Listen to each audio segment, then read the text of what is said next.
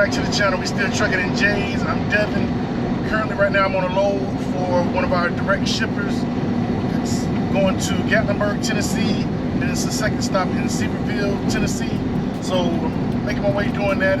I got about 2 hours left before I get to the first drop off. Also, I just want to kind of apologize to y'all if we gave y'all the impression that we were out here struggling and we had anything more than just a bad week. The whole point of that video was to express that if we were just starting out and we didn't have the connections that we have, that it would be tough just depending on what's on the load board because of the rates that are currently being offered to carriers. So that was the whole point of that video. I think that went over a lot of people's heads and kind of thought that we out here struggling and we ain't working. But come on, man, this us. Be serious. But outside of that, man, also I wanted to clear up something as far as mentorship. We don't offer a mentorship. So if you hear us talking about a mentorship and telling you what to watch out for, it's not to push you towards buying our mentorship, because we don't have a mentorship for you to join. So just to clear that part up as well. But I've been watching some videos recently, and it's a guy that if we had to recommend a mentorship, it's a guy, not a real big channel, but if you email us at truckingandjays@gmail.com, I can point you in the right direction.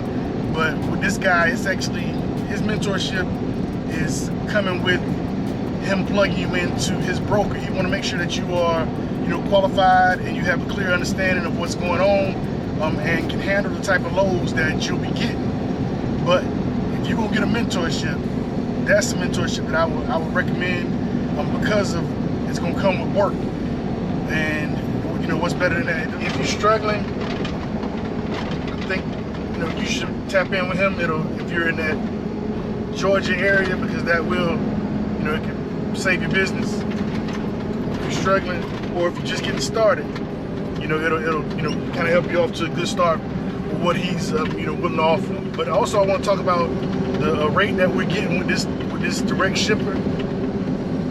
We are locked in at $3.50 a mile.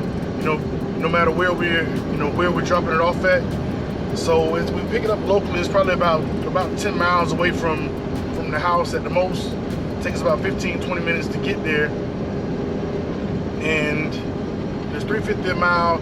I want to ask for more, but really our hands are kind of tied his hands are kind of tied, because the business is only going to allow him to pay so much, because they have worked with brokers in the past and they could pay the broker $3.50 a mile and get somebody to take it for $2 a mile. So our hands are kind of his hands are tied with what he can pay us before he has to be able to justify the pricing.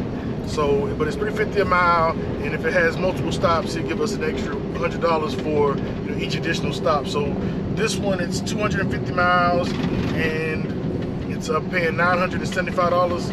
So total with the extra $100 for the extra stop, it's $3.90 a mile. So not complaining there at all.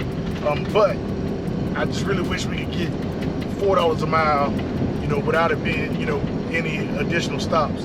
But like I said, it's with the rates and everything right now, we got to hold tight on what we got. So, but I'm making my way. Got about 1 hour and 43 minutes left until I get to the first stop. I only have 3 pallets and 2 bundles of the railing that they use for the solar panels. Mount them on the roof. So those aren't too heavy. The pallets aren't too heavy. I think the total weight when I calculated it was about 3,500 pounds. So not bad. But I'm trying to get some footage of me unloading. I'm gonna see if we can get that worked out. I'm not even sure. He said there are gonna be some people on the site to help unload, but like I said, it's not a whole lot, so it shouldn't take that many people or anything like that. I just need a good spot to be able to drop it off. But I'll holler at you in a few.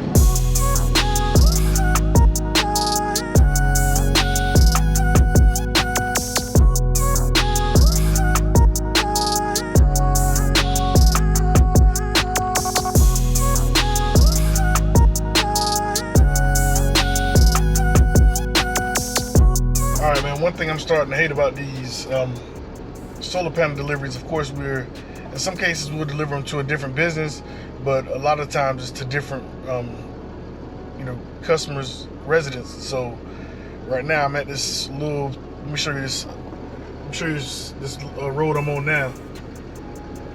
As you can see, so what I'm waiting on is they actually gonna send somebody out here with a pickup truck to so that I can unload the solar panels onto that, and then they can actually take them up to where the customer's home is. So I'm gonna get out and show you what that looks like.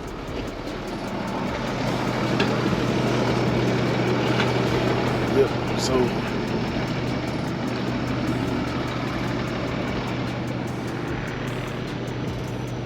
this is the road right here, and it goes around, and the location is all the way up there above this greenhouse of where the home is. So I was thinking I might drop it off right here and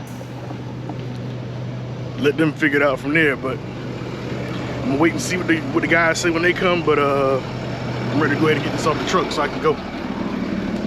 But I'll keep you updated on the progress in a little bit.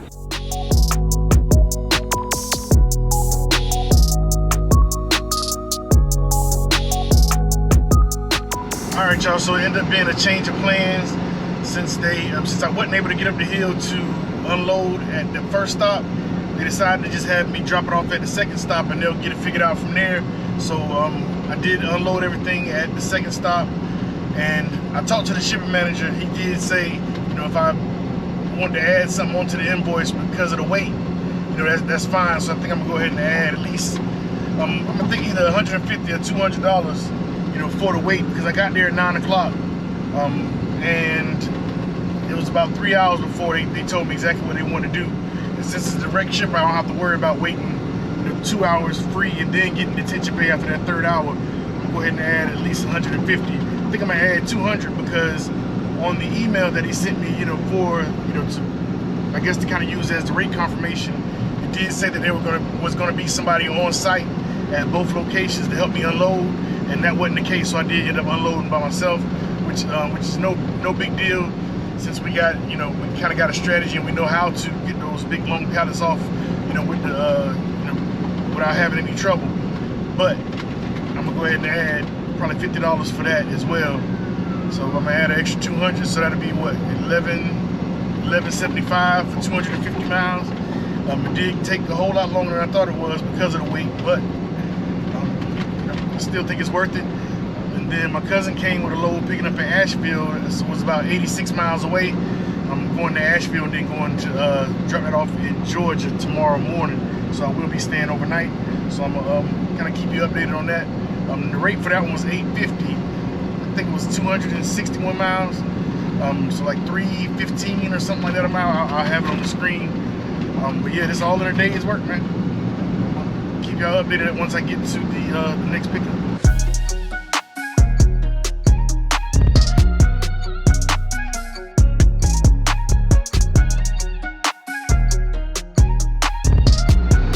Alright, so I made it to the pickup here in Asheville. So I have about 4 hours and 20 minutes to go to get to the actual drop-off, 252 miles. But I only have about 3 hours and 17 minutes left on my driving time for today. So I'm going to get as far as I can, and then I'm gonna go ahead and find a hotel, and I'll drop it off in the morning and pick it up from there. Man, I'm terrible at recording the process of picking up and everything like that, because I'm set in my mind to go ahead. I want to get it picked up as quick as possible, but it's a big compressor. But I will get a picture of that so you can see exactly what I picked up. But I'm gonna go ahead and head down the road, and I'll check back in with y'all in the morning before I drop it off. Good morning. I'm about an hour and a half away from my drop in Forth, Georgia, if I'm pronouncing that correctly.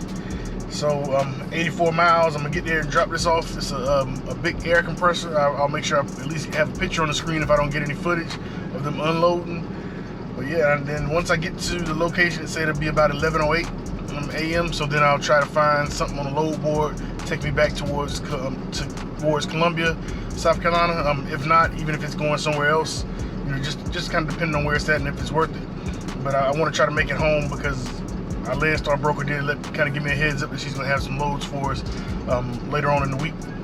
So we want to make sure that we're close by so we can pick those up.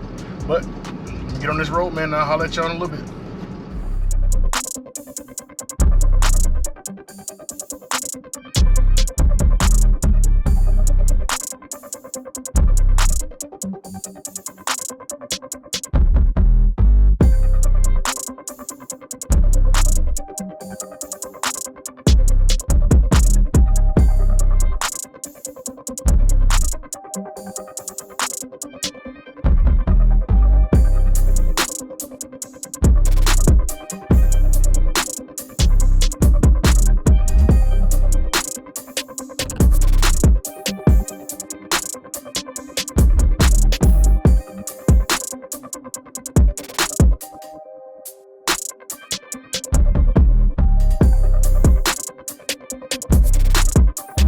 Alright y'all, so I'm in Fort Georgia, just got unloaded.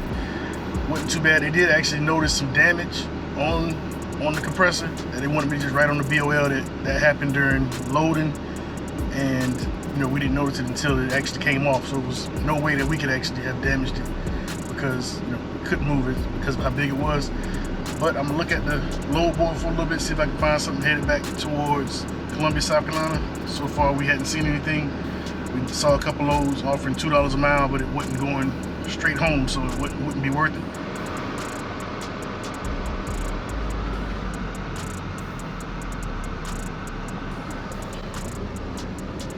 Yep.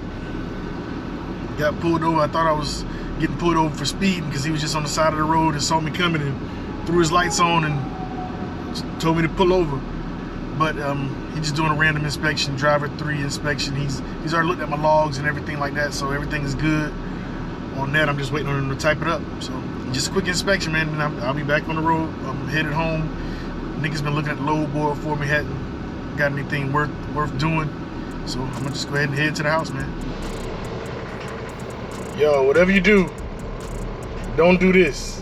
Don't let your def get this low. It actually did derate me. I was still able to go 69, 70 miles per hour, but it said it was derated by 25%, but don't do this. All right, y'all, I just want to get on here real quick and kind of give you an overview of the level 3 inspection that I just had. It's just a driver inspection, so he checked my logs, you know, checked the registration and insurance, make sure I didn't have any violations within the last 7 or 8 days, whatever it is. So you want to make sure you keep on top of your stuff. Just because you didn't get caught that day, you want to make sure that you have your logs in order. You don't want to be out here riding dirty because they will, you know, give you a violation for that. So what else was it? Just check my logs. Just kind of asking where I was coming from. Other than that, man, it was a pretty quick and simple inspection. I'm glad to add that to the safety score. You know, make sure that's up to par. Other than that, man, that's gonna be the end of the video. Till next time, man, like, comment, subscribe. Trucking in J's, I'm Devin. Peace.